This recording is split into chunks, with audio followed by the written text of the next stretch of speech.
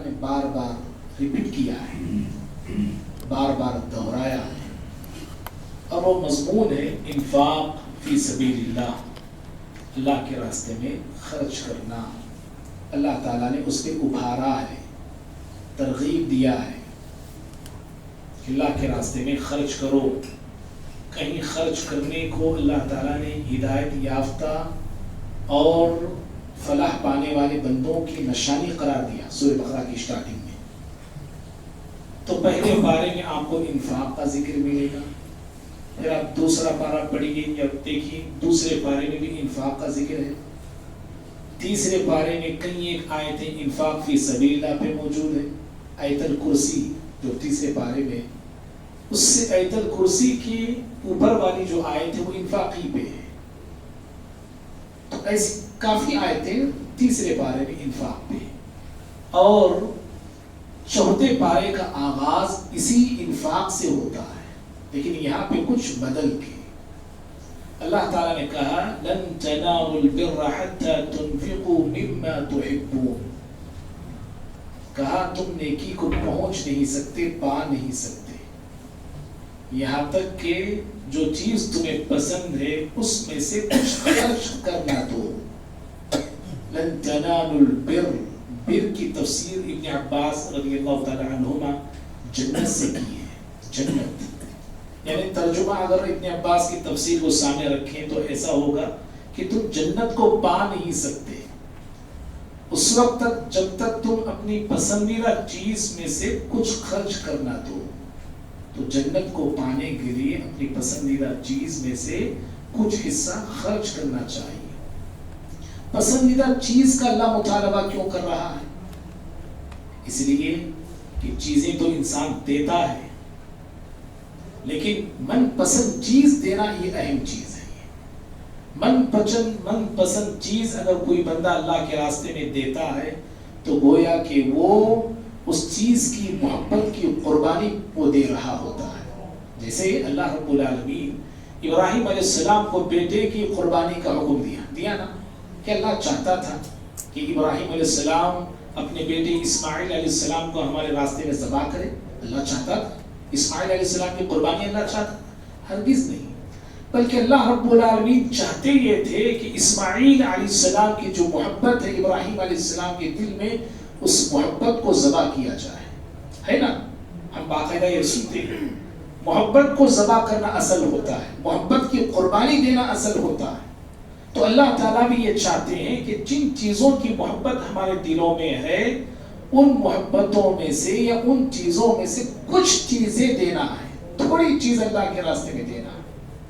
اور پھر اللہ نے آگے فرمایا وَمَا تُنْفِقُوا مِنْ شَيْءٍ فَإِنَّ اللَّهَ بِهِ عَلِيمٌ، تم جو بھی خرچ کرتے ہو نا، جو بھی خرچ کرتے ہو، جتنا بھی خرچ کرتے ہو، جہاں بھی خرچ کرتے ہو اور کسی پر بھی خرچ کرتے ہو، اللہ تعالیٰ وہ سب جانتا ہے، اور حتیٰ کہ اللہ تمہاری نیتوں کو بھی جانتا ہے، کس مقصد سے تم دے رہے ہو۔ فَإِنَّ اللَّهَ بِهِ عَلِيمٌ۔ اور اللہ تعالیٰ اسی طرح سورہ بقرہ ہی میں اللہ نے فرمایا وَمَا أَنفَقْتُم مِّن نَفْقَةٍ أَوْ نَذَرْتُم مِّن نَذَرٍ فَإِنَّ اللَّهَ يَعْلَمُ، جو بھی تم انفاق کرتے ہو یا جو نظر تم مانتے ہو اللہ جانتا ہے۔ تو اس طرح اللہ تعالیٰ نے یہ بتایا کہ اللہ تعالیٰ تمہارے انفاق کو بھی جانتا ہے، تمہاری نیتوں کو بھی جانتا ہے۔ جب اللہ جانتا ہے کہ آپ کیا خرچ کر رہے ہیں، کون سی پسندیدہ چیز اللہ کے راستے میں دے رہے ہیں، تو اللہ تعالیٰ آپ کو اس کا بدلہ ضرور دے گا، یہ بتانا اللہ تعالیٰ چاہتا ہے۔ اس کا بدلہ تمہیں ملے گا، ایسا نہیں کہ تم جو خرچ کر رہے ہو وہ ضائع ہو جائے گا، نہیں، اس کا بدلہ تمہیں پورا پورا ملنے والا ہے، اور اللہ تعالیٰ ضرور تمہیں اس کا بدلہ دینے والا ہے۔ بھائیوں، آگے چوتھے پارے ہی کے پہلے صفحے ہی پہ اللہ رب العالمین حج کی فرضیت کا اعلان کیا ہے۔ حج فرض ہے، لیکن ایک بڑا کیا بولتے ہیں انٹرسٹنگ جو ہوتے ہیں نا بات یہ ہے کہ اللہ تعالیٰ نے حج کی فرضیت کو بتانے سے پہلے خانہ کعبہ کی عظمت کو اللہ نے بیان کیا ہے، خانہ کعبہ کی فضیلت کو اللہ نے بیان فرمایا ہے۔ کسی چیز کی عظمت اگر ہمیں معلوم ہو جائے نا، یہ چیز اتنی ویلیو والی ہے، اس چیز میں اتنے فائدے ہیں، انسان اس کو پانے کی کوشش کرتا ہے یا اس چیز کی طرف جانے کی کوشش کرتا ہے نا. بھائی ایک جگہ ہے، وہ ایک پارک ہے، بڑا بیوٹیفل ہے، بھائی ایسا ہے ویسا ہے، لوگ ذرا اس کی تعریف کریں، ہر انسان کا دل اس کی طرف کھینچتا ہے، ارے جا کے دیکھنا بھائی، اتنے لوگ بول رہے ہیں، ایسا ہے بولتے ہیں، ویسا ہے بولتے ہیں، ہے نا، فطری بات ہے. ایسے ہی اللہ تعالیٰ نے سب سے پہلے خانہ کعبہ کی عظمت کو بتایا ہے کہ دیکھو کتنا عظیم اور بابرکت یہ جگہ ہے، یہ کتنی عظیم جگہ ہے، یہ کتنا عظیم مقام ہے. یہ 5 فضیلتیں اس کے اللہ نے بیان فرمایا ہے. 5 فضیلتیں مختصر کے اختصار کے ساتھ. پہلی فضیلت اللہ نے بتایا ان اول بیت وضع للناس، کہا کہ خانہ کعبہ یہ وہ گھر ہے جو روئے زمین پر سب سے پہلے تعمیر کیا گیا اللہ تعالیٰ کی عبادت کے لیے. پوری دنیا میں سب سے پہلا گھر ہے یہ. کیا ہم نہیں چاہتے کہ روئے زمین پر سب سے پہلا گھر اللہ کی عبادت کے لیے بنایا جو گیا ہے اس کو ہم دیکھیں؟ ہاں نہیں چاہتے ہم. ہمارے بادشاہوں کی بلڈنگ بولتے، تاج محل کہتے، 4 مینار کہتے، قطب مینار کہتے، پتہ نہیں کیا کیا مینار دیکھنے کے واسطے ہم شب دیوانے. ارے وہ دیکھنا میں ہمارے بادشاہوں نے بنایا ہے نا. ہر انسان کے دل میں ایک شوق ہے. روئے زمین پر سب سے پہلا گھر اللہ کی عبادت کے لیے تعمیر ہوا ہے. اللہ تعالیٰ نے پہلے اس کی تاریخ بتایا، کہا کہ دیکھو سب سے پہلا گھر یہ تعمیر ہوا ہے اللہ کی عبادت کے لیے. کہاں ہے یہ اللہ کا گھر؟ گوگل میں دیکھنا گیا کہ اللہ خود بتایا للذی ببکہ. ارے کہاں تلاش کرنے کی ضرورت نہیں، یہ بکہ میں ہے. یہ پرانا نام ہے مکے کا بکہ.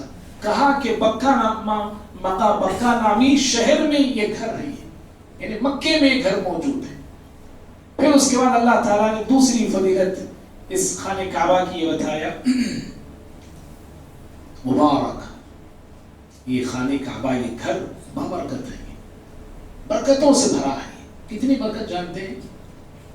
ایک نماز، جی ایک نماز پڑھنے پر اللہ اکبر، اس سے بڑی برکت اور کیا ہو سکتی بھائی؟ ایک نماز آپ پڑھیے، 1,00,000 نمازوں کا ثواب آپ کو ملے گا.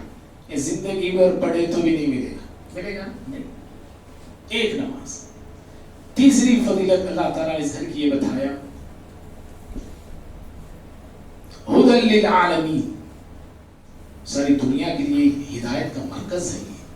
یہ ہدایت کا مرکز ہے، یہ توحید کا مرکز ہے. یہ یہاں سے پوری دنیا سے لوگ جب حج کو جاتے ہیں نا، اصل دین کیا ہے وہاں جانے کے بعد پتہ چلتا ہے لوگوں کو. ایک درگاہ نظر نہیں آتی وہاں پہ، ایک اونچی نیچی پختہ قبر نظر نہیں آتی وہاں پہ. دین کی اصل پہچان وہاں ہوتی ہے لوگوں کو. یہ اور بات ہے یہاں آنے کے بعد پھر وہی حنفیت میں چلے جاتے ہیں، وہی شافعیت میں چلے جاتے ہیں. یہ اور بات ہے. یہ تیسری فضیلت اللہ نے بیان بتایا. چوتھی فضیلت اللہ تعالیٰ نے یہ بتایا، یہ بیان کیا کہ یہاں پہ کھلی آیتیں، نشانیاں، اللہ کی بہت ساری نشانیاں یہاں پہ موجود ہیں. کیا نشانیاں؟ مینا ایک نشانی ہے. جاؤ مینا کا میدان دیکھنے سے ابراہیم علیہ السلام کی پوری زندگی انسان کے سامنے نظر آتی ہے. لیکن یہ اتنا بیٹے کو مینا ہی کے میدان میں لے کے اتنا ذبح کرنے کے لیے جبرات ہیں شیطان کو جو کنکریاں مارتے ہیں. کیوں کنکریاں ماری گئی تھی؟ پوری تاریخ انسان کو نظر آئے گی. مقام ابراہیم وہاں بھی موجود ہے. خود اللہ نے کہا مقام ابراہیم کتنی بڑی نشانی ہے. یہ ابراہیم السلام کے پیروں کے نشان وہاں پہ موجود ہے. کیا میں اور آپ نہیں چاہتے کو دیکھیں؟ کون سا مومن ہے جی جو جانا نہیں چاہتا، دیکھنا نہیں چاہتا؟ اللہ نے اس لیے پہلے اس کی عظمت کو بیان کیا. دیکھو یہ عظمت کی کتنا عظیم گھر ہے یہ. اور پھر 5ویں فضیلت اللہ نے یہ بیان بتایا وَمَنْ دَخَلَهُ كَانَ آمِنًا. یہ ایسا گھر ہے جو اس میں داخل ہوتا ہے اس کو امن ہے. امن ہے اس کو. جو حدود ہیں، جو حرم کے حدود ہیں، اس حرم کے حدود میں اگر ہمارا دشمن بھی اگر ملتا ہے تو اس کو قتل نہیں کر سکتے. قتل نہیں کر سکتے اس کو. دشمن تو دشمن، کسی پرندے کو مار نہیں سکتے آپ حدود حرم میں. کسی جانور کو مار نہیں سکتے آپ. کسی وہاں سے पत्ते वगैरह को, किसी झाड़ को उखाड़ नहीं सकते आप। तो ये 5 फजीलतें अल्लाह ताला ने खाने काबा की बयान करने के बाद अब हज की फर्दियत का ऐलान करता है। वलिल्लाहि अलन्नास हिज्जुल बैत, कहा कि लोगों पर अल्लाह के घर का कस्द करना फर्ज कर दिया गया है, लोगों पे फर्ज कर दिया गया है। लेकिन अल्लाह की रहमत, मुफस्सिरीन कहते हैं कि अल्लाह की रहमत इसमें मौजूद है। कहा मन इस्तता इलैहि सबीला, का अल्लाह ने जो वहां तक पहुंचने की ताकत रखता है उस पे फर्ज है। अगर ये ना कहता ना अल्लाह ताला वहां तक पहुंचने की ताकत जो रखता है, ये लफ्ज अल्लाह ना कहता तो हम सब पे फर्ज हो जाता था, हम सब पे फर्ज हो जाता। ये अल्लाह की रहमत है। अल्लाह रब्बुल आलमीन के घर का कस्द करना यानी हज करना फर्ज होता है। तो कैसे फर्ज होता है, किन चीजों से हज हम पे फर्ज होता है, क्या वो चीजें, क्या कोई बता सकता है? जी, माल और दौलत। कैसे में पता चलेगा कि मुझ पे हज फर्ज हो गया है? बहुत सारे लोग फर्ज हुए तो भी ऐसा समझते हैं कि मुझ पे हज फर्ज नहीं हुआ है। क्या चीजें? जब सवारी का इंतजाम हो जाता है। जी, सवारी का इंतजाम, जज़ाकल्लाह। और सेहत, जज़ाकल्लाह, सेहत है। और जी, रास्ता पुरअमन हो, पुरअमन रास्ता, सेहत हो, दौलत हो, आप पे हज फर्ज। ठीक है, रास्ता पुरअमन है ना? अब तो रास्ता पुरअमन है। सवारी भी जो है वो शिहाब चल के केरला वाले, वैसा जाने की तो जरूरत नहीं ना, हमको 5-6 घंटे में पहुंच जाते इंशाअल्लाह। सवारी इतनी तेज रफ्तार अल्लाह ताला ने दे दिया है, पहले महीनों का सफर आज घंटों में लोग तय कर रहे हैं। सवारी है, सहूलत है, रास्ता पुरअमन है, दौलत है, सेहत है, तो समझ जाओ हज आप पे फर्ज है। अगर आप हज नहीं कर रहे हैं तो जानते हैं कुरान ने क्या कहा? वमन कफर, कहा जो कुफ्र करे, कुफ्र से ताबीर किया इसको। खबरदार अल्लाह के बंदो, होशियार रहना, याद रखना, इसको मामूली मत लो इसको। अब 2 बातें बता के मैं पढ़ता हूं आगे में। अगर कोई शख्स जिंदगी में हज फर्ज हो गया है उसमें, समझ रहे, लेकिन बुढ़ापे की उम्र में उस पर हज फर्ज हुआ, समझो ऐसा बूढ़ा है अब उसके अंदर ताकत नहीं, बिठाए तो भी बैठ सकता नहीं बंदा, बीमारी बहुत, छोटे मोटे बीमारियां समझेंगे। हज मुझे फर्ज हुआ, सर्दी हुई, ये बीमारियां नको बोलो, ये बीमारियों की बात नहीं बोल रहा मैं, सेहत बोले तो अल्हम्दुलिल्लाह, छोटे बीमार नहीं सो इंसान नहीं आज, कहने वाला भी सुनने वाला भी, किसको नहीं है बीमारियां? यहाँ वहाँ छोटे मोटे दर्द हर किसी को है, जब दर्द नहीं सो दर्द नहीं है, नहीं हर किसी को है। तो ये शिकायत, बीमारी का मतलब वो है कि इंसान उठ ना सके, चल ना सके, खाना पीना नहीं हो रहा, उससे कुछ नहीं है, ऐसी बीमारियां, जानलेवा बीमारियां। तो नबी के जमाने में एक सवाल आपसे हुआ कि हमारे वालिद जो है इतने बूढ़े हो चुके हैं, वो बैठ नहीं सकते सवारी पे, बिठाए तो बैठ नहीं सकते, क्या किया जाए? उन पे हज फर्ज है, बुखारी की रिवायत है। आपने कहा ये अल्लाह का हक है, ये क्या कहा आपने? हज अल्लाह का हक है, इस हक को अदा कर दो। कौन अदा करना? उनकी वारिस करना, बेटे है तो बेटे करना। ठीक, एक मसला बीमारी का ये, एक शख्स है बीमार नहीं है, दौलत है, सेहत है, सब कुछ है, अब करेंगे तब करेंगे, अब करेंगे तब करेंगे, बोलते बोलते दुनिया से चले गए। क्या बोल रहा हूं मैं? ये बहुत सारे हम लोग करते हैं ना, अपने ये साल नहीं हुआ, आइंदा साल लिख लेंगे क्या? अल्लाह के पास से उम्र आइंदा साल तक मैं और आप जीते बोल के नहीं ना, अल्लाह से तौफीक मांगो मेरे भाई। अगर किसी पे हज फर्ज हो गया है, अल्लाह से मांगो तौफीक। अगर आप नहीं जा रहे तो गोया के मतलब ये कि दरवाजे बंद हैं तौफीक के, ताकत रखकर, दौलत रखकर भी आप नहीं जा रहे तो तौफीक नहीं, अल्लाह से तौफीक मांगिए। तो कोई शख्स ऐसा है हज फर्ज हो गया है, लेकिन टालता मटोलता, आज कल करता करता दुनिया से ही चला गया, सुस्ती की बिना पर हज नहीं कर सका। इसका क्या मसला? प्यारे नबी सल्लल्लाहु अलैहि वसल्लम के सामने ये मसला भी पेश हुआ, समझ रहे? آپ صلی اللہ علیہ وسلم نے کہا کہ اس کے وارثین حج کریں گے. میں بتانا کیا چاہ رہا ہوں آپ کو، یہ کتنا عظیم فریضہ ہے. اگر کسی شخص پہ حج فرض ہو جائے وہ نہ کرے تو شریعت کہتی ہے اس کے وارث کریں گے حج.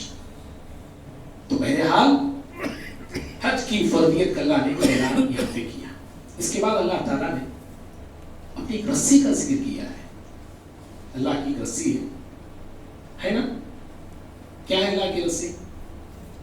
جی صراط. جزاک اللہ. بولی اللہ کی رسی. اللہ کہتا ہے کہ اللہ تعالیٰ کی ایک رسی ہے. جی ہاں جزاک اللہ بارک اللہ. قرآن مجید وَاعْتَصِمُوا بِحَبْلِ اللَّهِ جَمِيعًا وَلَا تَفَرَّقُوا. کہا تم سب مل کے اللہ کی رسی کو مضبوطی سے تھام لو، پکڑ لو. وَلَا تَفَرَّقُوا کیا مطلب ہے جی؟ فرقوں میں نہ بٹو. اللہ کی رسی کو مضبوطی سے تھام لے. منکے ہوتے ہیں نا، ایک جیسا تسبیح کو لیتے ہیں. تسبیح جو ہوتی ہے اس کے اندر جو منکے ہوتے ہیں، جو دانے ہوتے ہیں، ان سارے دانوں کو کون سی چیز سنبھال کے رکھتی ہے؟ جی رسی نا، ہے نا رسی نا. اگر رسی کو توڑ دیا جائے تو وہ دانے کیا ہوں گے؟ مل کر رہیں گے، بکھر جائیں گے. ایسے ہی اللہ کی رسی کلام خداوندی ہے، کتاب ہے اللہ کی رسی کو. اور ہم سب دانے ہیں. کیا ہیں ہم سب منکے ہیں. اللہ کی رسی کو مضبوطی سے تھامیں گے تو ہم سب اس رسی سے مل کر رہیں گے، جڑ کر رہیں گے. اگر اس رسی سے ہم جدا ہو جائیں گے تو پھر ہم بکھر کے رہ جائیں گے. ایسے ہی ہوا جی. اندلس کو کون نہیں جانتا؟ اسپین 800 سال مسلمان حکومت کیے ہیں.